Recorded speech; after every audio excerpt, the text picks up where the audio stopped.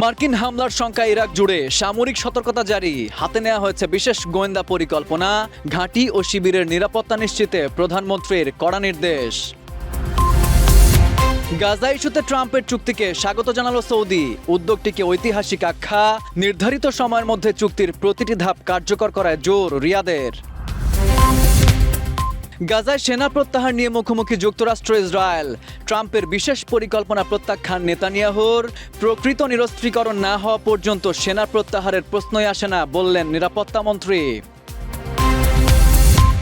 Iran ইস্যুতে মধ্যপ্রাচ্যে কঠিন পরীক্ষার মুখোমুখি ব্রিক্স, ভেঙে পড়তে পারে আমদানি নির্ভর দেশগুলোর অর্থনীতি, বিভাজনের মধ্যে ঐক্য ও কার্যকারিতা ধরে রাখা নিয়ে শঙ্কা। হামলার পরিধি বাড়াচ্ছে রাশিয়া, মিসাইল সংকটে ইউক্রেন, প্যাট্রিয়ট বানানোর দাবিতে ওয়াশিংটনের দ্বারস্থ জেলেন্সকি, অনুমতি দিতে অস্বীকৃতি ডোনাল্ড ট্রাম্পের।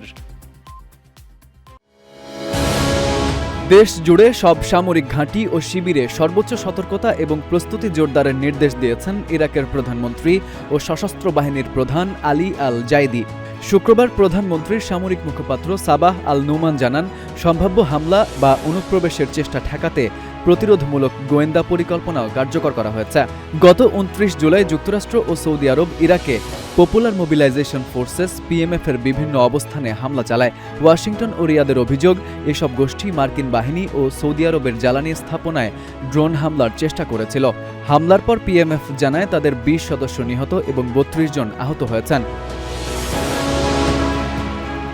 হামলার পর ইরাকের জাতীয় নিরাপত্তা পরিষদ এটিকে দেশের সার্বভৌমত্বের লঙ্ঘন বলে নিন্দা জানায়। একই সঙ্গে ভবিষ্যতে এ ধরনের ঘটনা মোকাবিলায় একটি সমন্বিত নিরাপত্তা পরিকল্পনা অনুমোদন করে। বাগদাদ দাবি করে ওই অভিযানের বিষয়ে তারা আগে থেকে কিছুই জানত না। তবে সরকার শুক্রবারের সামরিক সতর্কতা জারির সঙ্গে এই হামলার সরাসরি কোনো সম্পর্ক রয়েছে কিনা তা উল্লেখ করেনি। এছাড়া এই নির্দেশের পেছনে নির্দিষ্ট কোনো হুমকির কথা বা কতদিন এটি কার্যকর থাকবে সে বিষয়ে কিছু জানানো হয়নি। গাজায় ফিলিস্তিনের স্বাধীনতাকামী গোষ্ঠী ও অন্যান্য সশস্ত্র গোষ্ঠীর সম্পূর্ণ নিরস্ত্রীকরণ নিয়ে যুক্তরাষ্ট্রের প্রেসিডেন্ট ডোনাল্ড ট্রাম্প ঘোষিত চুক্তিকে স্বাগত জানিয়েছে সৌদি আরব। রিয়াদ এই উদ্যোগকে ঐতিহাসিক আখ্যা দিয়ে বলেছে, এটি মধ্যপ্রাচ্যে শান্তি প্রতিষ্ঠার পথে গুরুত্বপূর্ণ একটি পদক্ষেপ। এক বিবৃতিতে সৌদি পররাষ্ট্র মন্ত্রণালয় চুক্তিটি বাস্তবায়নে প্রেসিডেন্ট ট্রাম্পের নেতৃত্ব ও অঙ্গীকারের প্রশংসা করেছে। একই সঙ্গে মিশর, কাতার, তুরস্ক, যুক্তরাষ্ট্র, পিস কাউন্সিল এবং এই উদ্যোগে যুক্ত অন্যান্য অংশীদারদের কূটনৈতিক প্রচেষ্টার জন্য ধন্যবাদ জানিয়েছে দেশটি। সৌদি আরব জানিয়েছে, জাতিসংঘ নিরাপত্তা পরিষদের প্রস্তাব 2803-এর আওতায় গৃহীত সমন্বিত শান্তি পরিকল্পনা বাস্তবায়নের প্রতি তারা প্রতিশ্রুতিবদ্ধ। নির্ধারিত সময়ের মধ্যে চুক্তির প্রতিটি ধাপ কার্যকর করার ওপরও জোর দিয়েছে রিয়াদ। বিবৃতিতে গাজা উপত্যকা থেকে ইসরায়েলি বাহিনীর সম্পূর্ণ প্রত্যাহার, আন্তর্জাতিক শান্তিরক্ষী বা স্থিতিশীলতা রক্ষাকারী বাহিনী মোতায়েন, বাধাহীন মানবিক সহায়তা পৌঁছে দেওয়া এবং যুদ্ধবিধ্বস্ত গাজার পুনর্গঠন দ্রুত শুরুর আহ্বান জানানো হয়েছে। পাশাপাশি গাজার প্রশাসনিক দায়িত্ব আবারও ফিলিস্তিনি কর্তৃপক্ষের হাতে ফিরিয়ে দেওয়ার বিষয়েও গুরুত্ব আরোপ করেছে সৌদি আরব। রিয়াদের মতে, এই চুক্তি কেবল যুদ্ধবিরতি বা নিরস্ত্রীকরণের মধ্যেই সীমাবদ্ধ থাকবে না, বরং এটি এমন একটি বৃহত্তর রাজনৈতিক প্রক্রিয়ার সূচনা করবে যার মাধ্যমে ফিলিস্তিনি জনগণের আত্মনিয়ন্ত্রণের অধিকার নিশ্চিত হবে এবং একটি স্বাধীন ফিলিস্তিন রাষ্ট্র প্রতিষ্ঠার পথ তৈরি হবে। সৌদি আরব আরও বলেছে, পারস্পরিক স্বীকৃতির ভিত্তিতে স্বাধীন ফিলিস্তিন রাষ্ট্র এবং ইসরায়েলের মধ্যে স্থায়ী ও টেকসই শান্তি প্রতিষ্ঠাই এই উদ্যোগের চূড়ান্ত লক্ষ্য। তাদের আশা, সংশ্লিষ্ট সব পক্ষ চুক্তির শর্ত বাস্তবায়নে আন্তরিকভাবে কাজ করবে এবং মধ্যপ্রাচ্যে দীর্ঘদিনের সংঘাত নিরসনে নতুন অধ্যায়ের সূচনা হবে। শরীফ উদ্দিন, ইত্তেফাক নিউজ।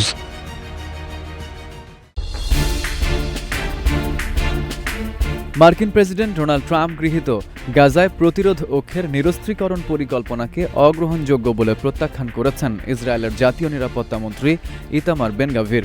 একই সঙ্গে ইসরায়েল জানিয়েছে, প্রতিরোধ গোষ্ঠীর প্রকৃত নিরস্ত্রীকরণ না হওয়া পর্যন্ত গাজা থেকে সেনা প্রত্যাহারের কোনো প্রশ্নই আসে না।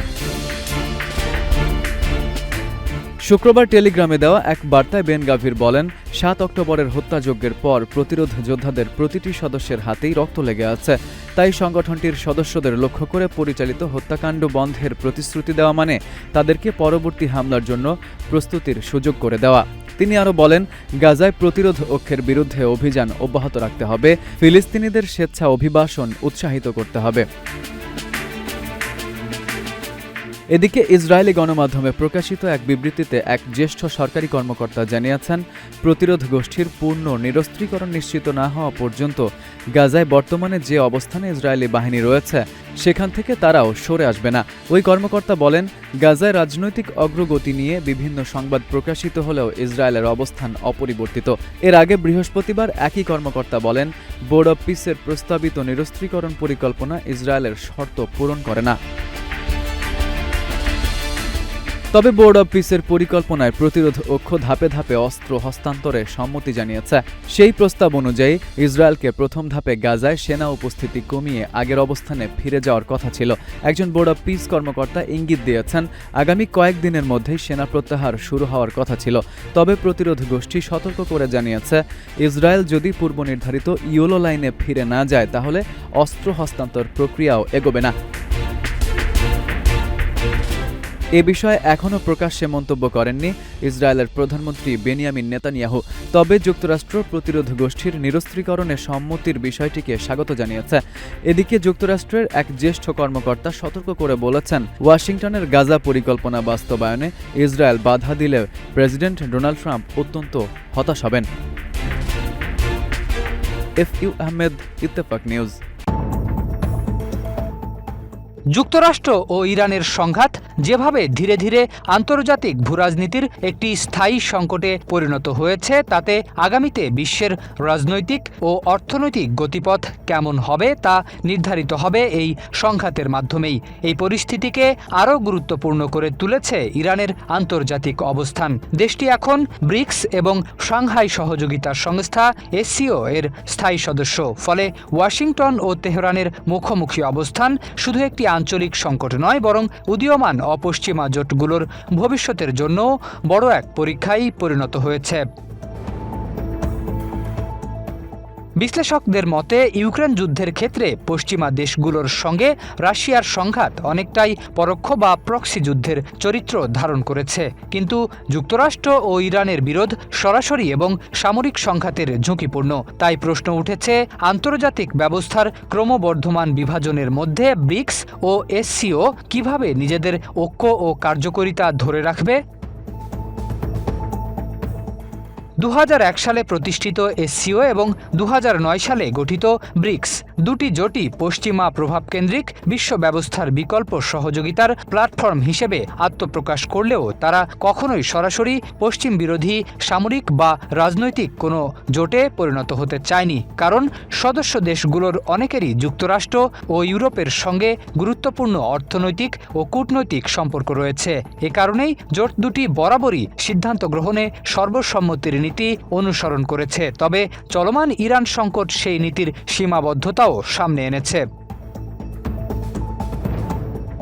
বর্তমান সংকট ব্রিক্স ও SCOর সামনে অন্তত তিনটি বড় চ্যালেঞ্জ তৈরি করেছে। প্রথমত, বিশ্বের অন্যতম গুরুত্বপূর্ণ জ্বালানি করিডর হরমুজ প্রণালীর নিরাপত্তা এখন আরও অনিশ্চিত। এতে বিশেষ করে চীন ও ভারতের মতো তেল আমদানি নির্ভর অর্থনীতিগুলো বড় ধরনের ঝুঁকির মুখে পড়তে পারে। দ্বিতীয়ত, আন্তর্জাতিক উত্তর দক্ষিণ পরিবহন করিডরের কেন্দ্রীয় অবস্থানে রয়েছে ইরান। দেশটিতে দীর্ঘস্থায়ী অস্থিরতা দেখা দিলে রাশিয়া, মধ্য এশিয়া এবং দক্ষিণ এশিয়ার মধ্যে বাণিজ্য ও পরিবহন ব্যবস্থাও বড় ধরনের বাধার মুখে পড়তে পারে। আর তৃতীয়ত, মধ্যপ্রাচ্যে নতুন করে সামরিক উত্তেজনা বাড়লে উপসাগরীয় দেশগুলোর নিরাপত্তা ও কৌশলগত ভারসাম্য আরও জটিল হয়ে উঠবে।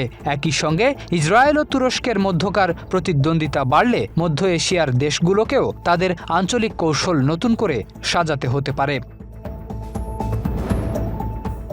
তবে অনেক বিশ্লেষকের মতে এই সংকট ব্রিক্স ও SCOর জন্য এক ধরনের সুযোগও তৈরি করেছে। কারণ সদস্য দেশগুলোর ওপর একক পররাষ্ট্রনীতি চাপিয়ে না দিয়ে তারা নিজ নিজ জাতীয় স্বার্থ বজায় রেখেই অর্থনীতি, বাণিজ্য ও নিরাপত্তার মতো অভিন্ন বিষয়ে সহযোগিতা আরও জোরদার করতে পারে। শরীফ উদ্দিন, ইত্তেফাক নিউজ।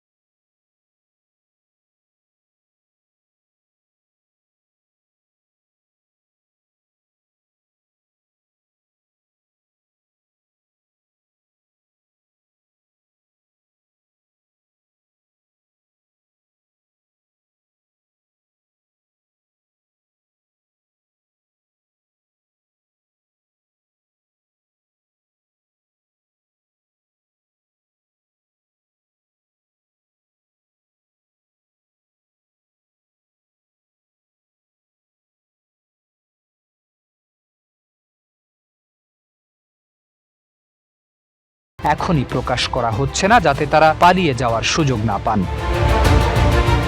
ওই কর্মকর্তা বলেন, তদন্তে প্রাথমিকভাবে ধারণা করা হচ্ছে ইমিগ্রেশন বিভাগের অভ্যন্তরীণ সহযোগিতা ছাড়া এত বড় জালিয়াতি সম্ভব ছিল না। অভিযুক্তরা বিভাগের কম্পিউটারে বিশেষ ধরনের ডংলো বা ইউএসবি ডিভাইস এবং নির্দিষ্ট সফটওয়্যার ব্যবহার করে প্রশাসনিক অ্যাডমিন আইডির মাধ্যমে ভুয়া অ্যাকাউন্ট তৈরি করেন। এরপর সেই অ্যাকাউন্ট ব্যবহার করে অবৈধভাবে কর্মী ভিসা অনুমোদন দেওয়া হয়। ইমিগ্রেশন মহাপরিচালক জানান, গত মে মাসেই চক্রটির কার্যক্রম শনাক্ত করা হয়েছিল। পরে দুর্নীতি দমন কমিশনের সঙ্গে যৌথভাবে আপসক্র্যাক নামে একটি অভিযান পরিচালনা করে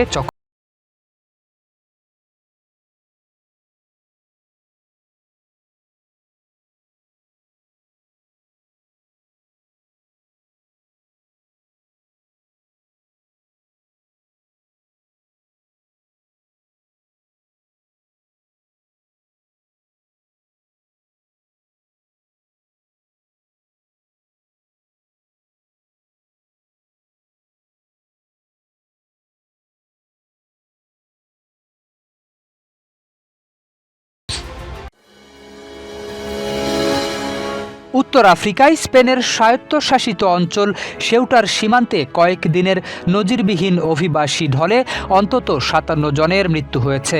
সীমান্ত অতিক্রমের চেষ্টাকালে সাগরে ডুবে এবং পদদলিত হয়ে এসব প্রাণহানির ঘটনা ঘটেছে বলে জানিয়েছে স্প্যানিশ কর্তৃপক্ষ। একই সময়ে সীমান্ত পেরিয়ে আসা হাজারো মানুষের বেশিরভাগই আবারও স্বেচ্ছায় মরক্কোয় ফিরে গেছেন। শুক্রবার স্পেনের সেউটায় কেন্দ্রীয় সরকারের প্রতিনিধিরা জানান, স্পেনের নিয়ন্ত্রিত অংশ থেকে এ পর্যন্ত 57 জনের মরদেহ উদ্ধার করা হয়েছে। তবে মরক্কোর অংশেও আরও হতাহতের আশঙ্কা রয়েছে। কর্তৃপক্ষের তথ্য অনুযায়ী অনেকে সাগর পাড়ি দিতে গিয়ে ডুবে মারা গেছেন, আবার কেউ সীমান্তের ব্রেকওয়াটার ও উঁচু বেড়া টপকানোর সময় পদদলিত হয়ে প্রাণ হারিয়েছেন। স্পেনের স্বরাষ্ট্র মন্ত্রণালয়ের তথ্য অনুযায়ী বৃহস্পতিবার সকাল থেকে প্রায় 50,000 মানুষ সেউটা সীমান্ত অতিক্রম করেন। শুক্রবার সন্ধে পর্যন্ত তাদের মধ্যে প্রায় 48,300 জন স্বেচ্ছায় মরক্কোয় ফিরে গেছেন। তবে সেউটার স্থানীয় সরকারের প্রধান হুয়ান জেজুস ভিভাস দাবি করেছেন, গত 2 মাসে প্রায় 60,000 মানুষ সীমান্ত পার হওয়ার চেষ্টা করেছেন। নতুন করে অনুপ্রবেশ ঠেকাতে সীমান্তে কঠোর অবস্থান নিয়েছে মরক্কো। নিরাপত্তা বাহিনী সীমান্তে জড়ো হওয়া জনতাকে ছত্রভঙ্গ করতে লাঠিপেটা ও কাঁদানে গ্যাস ব্যবহার করেছে। অন্যদিকে স্পেনও সীমান্ত জুড়ে সেনাবাহিনীর যান মোতায়েন করে নিরাপত্তা আরও জোরদার করেছে। এই ঘটনাকে কেন্দ্র করে ইউরোপীয় দেশগুলোর মধ্যেও মতপার্থক্য দেখা দিয়েছে। ইতালি স্পেনের সঙ্গে ইউরোপীয় ইউনিয়নের শেনজেন ব্যবস্থার কার্যকারিতা সাময়িকভাবে স্থগিতের ঘোষণা দিয়েছে। এর ফলে দুই দেশের মধ্যে আকাশ ও সমুদ্র পথে যাতায়াতের প্রভাব পড়তে পারে। তবে মাদ্রিদ এই পদক্ষেপকে ইউরোপীয় ইউনিয়নের চুক্তির পরিপন্থী বলে মন্তব্য করেছে।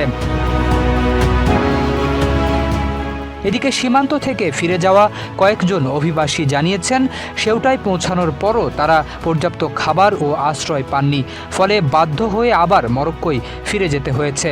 মরক্কোর তানজিয়ারের এক তরুণ রয়টার্সকে বলেন, কেন এসেছিলাম সেটাই এখন বুঝতে পারছি না।